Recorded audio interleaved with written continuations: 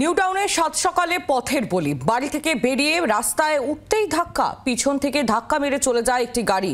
রক্তাক্ত অবস্থায় হাসপাতালে নিয়ে যাওয়া হয় ওই ব্যক্তিকে, কিন্তু হাসপাতালে চিকিৎসকরা তাকে মৃত বলে ঘোষণা করেন। সাত সকালে এই পথের বলি নিউ টাউনে ফের পথ দুর্ঘটনা, বাড়ি থেকে বেরিয়ে রাস্তায় উঠতেই পিছন থেকে ধাক্কা মেরে চলে যায় একটি গাড়ি। রক্তাক্ত অবস্থায় ওই ব্যক্তিকে উদ্ধার করে হাসপাতালে নিয়ে গেলে চিকিৎসকরা তাকে মৃত বলে ঘোষণা করেন। নিউ টাউনের ঘটনা, সাত সকালে পথের বলি।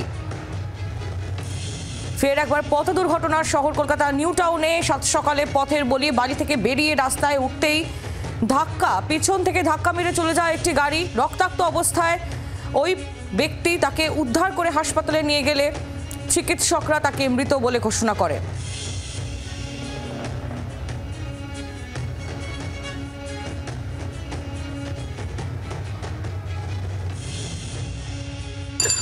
সকালবেলা উনি প্রতিদিনের মতনই চা খেতে বার হয়।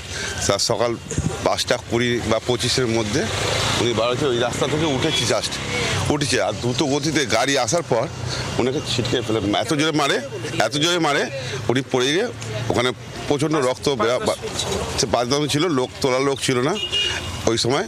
তা একজন তুলছিল, কোনো হেল্প করার লোক ছিল না। আমাকে ফোন করেছে সঙ্গে সঙ্গে, যে আমি বললাম অ্যাম্বুলেন্স পাওয়া যাবে না এখন এত সকালে, অটো করে নিয়ে যায়, অটো বা ট্যাক্সি পাস তাতে নিয়ে যায়। তারপরে ওনাকে থানা থেকে এসেই নিয়ে গেছে। থানা থেকে ওনার নাম তো সন্তোষ ব্রহ্ম, বয়স 52 কি 53 হবে বয়স। এই রাস্তায় বাম্পার একটাও নেই, খুবই দরকার। স্থানীয় বাসিন্দাদের বক্তব্য আমরা শুনছিলাম। আমাদের প্রতিনিধির সঙ্গে কথা বলবো। নান্টু হাজরা আমাদের প্রতিনিধি সরাসরি রয়েছেন ঘটনাস্থল থেকে আমাদের সঙ্গে। নান্টু, স্থানীয় বাসিন্দাদের বক্তব্য আমরা শুনছিলাম, তারা অভিযোগ করছে যে এই রাস্তায় একটিও বাম্পার নেই এবং তার ফলেই এই দুর্ঘটনা।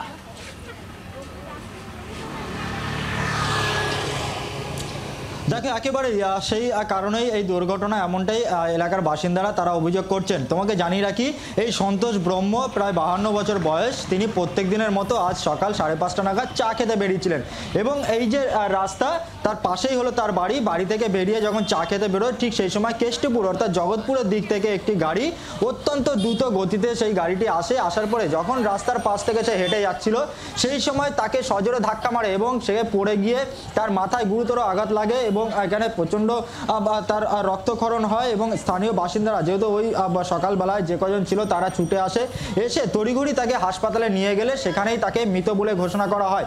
এলাকার যারা বাসিন্দারা তারা অভিযোগ করছেন যে এই রাস্তা একবারে ঠিক করা হয়েছে, এই রাস্তা রোড টাইলস দিয়ে বসানো হয়েছে, ঝাঁ চকচকে রাস্তা করা হয়েছে, কিন্তু এই রাস্তায় কোনো রকম বাম্পার দেওয়া হয়নি এবং যে কারণেই কিন্তু বারবার এরকম দুর্ঘটনা ঘটছে। আমরা একবার কথা বলে নেবো এখানকার যারা বাসিন্দারা রয়েছেন, যে দাদা, এই যে দুর্ঘটনা বারবার ঘটছে এর কারণটা কি এবং এই মুহূর্তে আপনারা কি চাইছেন? আমরা চাইছি এখানে রাস্তাটা খুব সুন্দর করেছে আমাদের বিধায়িকা অদিতি মুন্সি এবং সহায়তা করেছে আমাদের দেবরাজ চক্রবর্তী, অতুল সহায়তা করেছে। এই রাস্তাটা ঝাঁচকচক হয়েছে, রাস্তাটা খুবই খারাপ ছিল। এখন এখানে আমরা চাইছি, অ্যাক্সিডেন্ট দিনের পর দিন বাড়ছে, এত দ্রুত গতিতে গাড়ি চলছে, তা অ্যাক্সিডেন্ট ধরে রাখা যাচ্ছে না। আমরা চাইছি এখানে খুব বাম্পার, প্রতিটা গলিতে বাম্পার দেওয়া হোক, তাহলে এলাকাবাসীর পক্ষ থেকে এটা আমরা খুব উপকৃত হব। দেখো, বাম্পারের দাবি জানাচ্ছেন এলাকার বাসিন্দারা, তার কারণ ঝাঁচকচকে রাস্তা হওয়ার ফলে দ্রুত গতিতেই কিন্তু চলছে গাড়ি এবং যার ফলে রাস্তা দিয়ে যারা হাঁটছেন তারা বিপদের মধ্যেই রয়েছেন, যে কোনো মুহূর্তে দুর্ঘটনা ঘটতে পারে। অবিলম্বে বাম্পার দেওয়া উচিত, এমনটাই তারা বলছেন এবং তারা দাবি করছেন যে বাম্পারের। অন্যদিকে এখনো পর্যন্ত সেই ঘাতক গাড়ি, সেই গাড়ির কিন্তু খোঁজ পায়নি পুলিশ এবং এই রাস্তার উপরে কোনো সিসিটিভি ক্যামেরা নেই। সেক্ষেত্রে দাঁড়িয়ে যে এই যে রাস্তা কেষ্টপুর থেকে সোজা বিশ্ববাংলা গেট অর্থাৎ যাত্রাগাছি পর্যন্ত যাচ্ছে এই রাস্তা, সেখানে দাঁড়িয়ে রাস্তার কোনো জায়গাতে কোনো সিসিটিভি ক্যামেরা আছে কিনা সেই বিষয়টা পুলিশ খতিয়ে দেখছে এবং গাড়িটিকে আইডেন্টিফাই করার চেষ্টা করছে।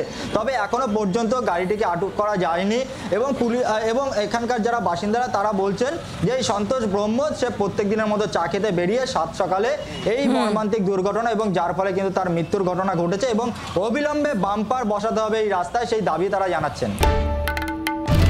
বাংলার আওয়াজ, বাঙালির আবেগ, জি 24 ঘন্টা।